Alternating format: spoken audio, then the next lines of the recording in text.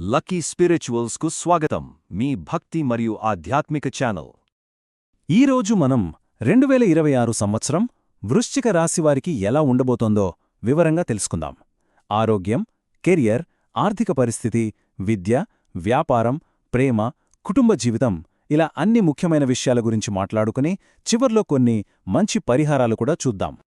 సరే, మరి మొదలు పెడదాం. 2026 సంవత్సరం వృశ్చిక రాశివారికి ఎలా ఉండబోతోందంటే ఇది ఒక రకంగా మిశ్రమ ఫలితాల సంవత్సరమని చెప్పాలి. అంటే కొన్ని విషయాలు చాలా బాగుంటాయి, కానీ మరికొన్ని కాస్త సవాలుగా ఉంటాయి. అయితే ఈ సంవత్సరంలో విజయం సాధించడమనేది పూర్తిగా మన ప్రయత్నం, మన అవగాహన మీదే ఆధారపడి ఉంటుంది. అసలు ఈ సంవత్సరం ఇలా ఎందుకుంటుందంటే గ్రహాల మధ్య ఒక చిన్నపాటి పోటీ నడుస్తుందన్నమాట. ఒక పక్క చూస్తే మనకు కఠినమైన పాఠాలు నేర్పే శని, అలాగే కాస్త భ్రమలు కలిగించే రాహువు కొన్ని ఆటంకాలు తీసుకురావచ్చు. కాని మరోవైపు మనకు దారి చూపే బృహస్పతి, మన తెలివితేటలకు అధిపతి అయిన బుధుడు మనకు అండగా నిలుస్తారు. చూసారా, ఈ మంచి చెడు ప్రభావాల కలయిక వల్లే 2026 ఒక మిక్స్డ్ బ్యాగ్లా ఉంటుంది. సరే, అన్నిటికన్నా ముందు మనం ఆరోగ్యం గురించి మాట్లాడుకోవాలి. ఎందుకంటే 2026లో శారీరక, మానసిక ఆరోగ్యంపై గ్రహాల ప్రభావం కాస్త ఎక్కువగా ఉండే అవకాశం ఉంది. కాబట్టి కొంచెం ప్రత్యేకమైన శ్రద్ధ పెట్టాల్సి ఉంటుంది. ముఖ్యంగా చూస్తే శని 5వ ఇంట్లో ఉండటం వల్ల కడుపుకు సంబంధించిన సమస్యలు, అంటే జీర్ణ వ్యవస్థలో ఇబ్బందులు వచ్చే అవకాశముంది. అదే సమయంలో 4వ ఇంట్లో ఉన్న రాహు వల్ల గుండె, ఊపిరితిత్తులకు సంబంధించిన విషయాల్లోనూ, అలాగే మానసిక ప్రశాంతత విషయంలోనూ కాస్త జాగ్రత్తగా ఉండాలి. దీనికి తోడు సంవత్సరం మొదట్లో బృహస్పతి మద్దతు కూడా అంతంత మాత్రంగానే ఉంటుంది. కాబట్టి మరింత అప్రమత్తంగా ఉండడం చాలా అవసరం. అయితే ఒక మంచి విషయం ఏంటంటే ఈ ఇబ్బందులు సంవత్సరం మొత్తం ఉండవు. ఒక పెద్ద ఊరట లభిస్తుంది. ముఖ్యంగా జూన్ 2వ తేదీ నుంచి అక్టోబర్ 31వ తేదీ మధ్యలో బృహస్పతి చాలా అనుకూలంగా మారతాడు. ఆ సమయంలో ఆరోగ్యం చాలా వరకు మెరుగుపడుతుంది. అదొక మంచి రిలీఫ్ ఇచ్చే కాలమని చెప్పొచ్చు. ఈ తేదీలను కొంచెం జాగ్రత్తగా గుర్తుపెట్టుకోవాలి. ఎందుకంటే ఈ సమయాల్లో మనం చాలా అప్రమత్తంగా ఉండాలి. ప్రత్యేకించి ఫిబ్రవరి 23 నుంచి ఏప్రిల్ 2 మధ్య, అలాగే ఆగస్టు 2 నుంచి సెప్టెంబర్ 18 మధ్య, ఈ 2 కాలాల్లో ఆరోగ్యం విషయంలోనూ, వాహనాలు నడిపేటప్పుడు కూడా చాలా అదనపు జాగ్రత్తలు తీసుకోవటం తప్పనిసరి. సరే, ఆరోగ్యం గురించి తెలుసుకున్నాం కదా.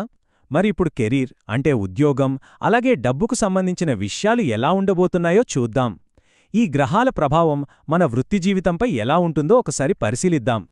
ఇక కెరీర్, ఆర్థిక విషయాలకొస్తే ఇది కూడా ఒక మిశ్రమ ఫలితాల సంవత్సరమే.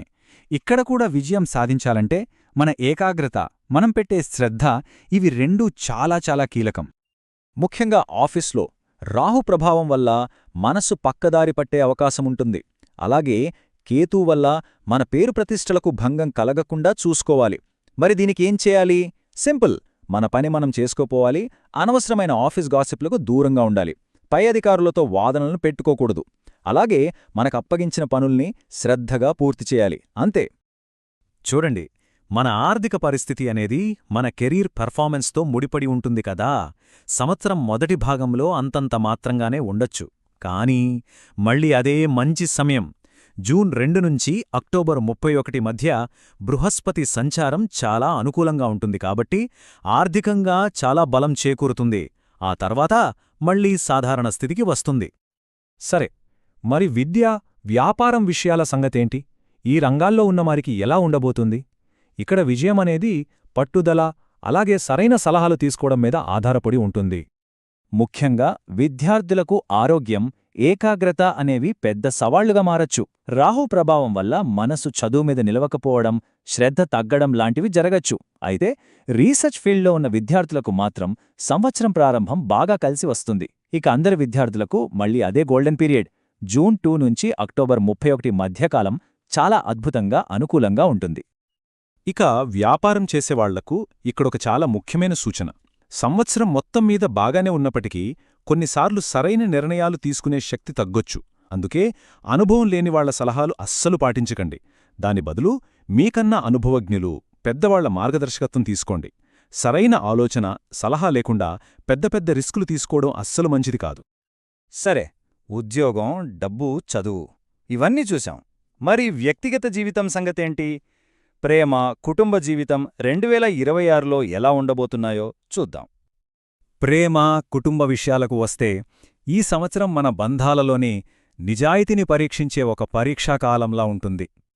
ఇక్కడ మనం శనిదేవుడి పాత్రను అర్థం చేసుకోవాలి. ఆయన ఒక పరీక్ష పెడతాడు. ప్రేమ నిజమైనదైతే ఆ బంధాన్ని మరింత బలపరుస్తాడు. అదే బంధం బలహీనంగా నిజాయితీ లేకుండా ఉంటే మాత్రం దాన్ని పరీక్షిస్తాడు. సో ప్రేమలో నిజాయితీ ఉంటే బంధం ఇంకా స్ట్రాంగ్ అవుతుంది, లేదంటే మాత్రం కొన్ని సవాళ్లు ఎదుర్కోవాల్సొస్తుంది. ఇక కుటుంబ జీవితంలో చిన్న చిన్న గొడవలు మనస్పర్ధలు వచ్చే అవకాశం ఉంది. కాని కంగారుపడాల్సిన పనిలేదు. బృహస్పతి మద్దతు ఉంటుంది కాబట్టి కాస్త తెలివిగా ప్రశాంతంగా మాట్లాడుకుంటే అవన్నీ పరిష్కారమైపోతాయి. అయితే రాహూ ప్రభావం వల్ల ఇంట్లో ప్రశాంతత కొంచెం తగ్గినట్టు అనిపించవచ్చు. సరే, ఇక చివరిగా ఆస్తులు, వాహనాలకు సంబంధించిన విషయాలు, అలాగే ఈ సంవత్సరం మనం పాటించాల్సిన ముఖ్యమైన పరిహారాలు గురించి తెలుసుకుందాం. ఒక విషయం స్పష్టంగా చెప్పాలంటే ఆస్తులు, భూమి, వాహనాలకు సంబంధించిన విషయాల్లో 2026 అంత అనుకూలమైన సంవత్సరం కాదు. గ్రహస్థానాలు కాస్త బలహీనంగా ఉన్నాయి.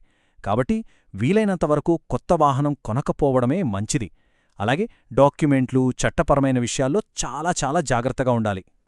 మరి ఈ ప్రతికూల ప్రభావాలను తగ్గించుకోవడానికి ఏం చెయ్యాలి? కొన్ని చాలా సులభమైన కాని శక్తివంతమైన పరిహారాలు ఉన్నాయి. అవేంటంటే 1. శరీరం పైభాగంలో వెండి ధరించడం. 2.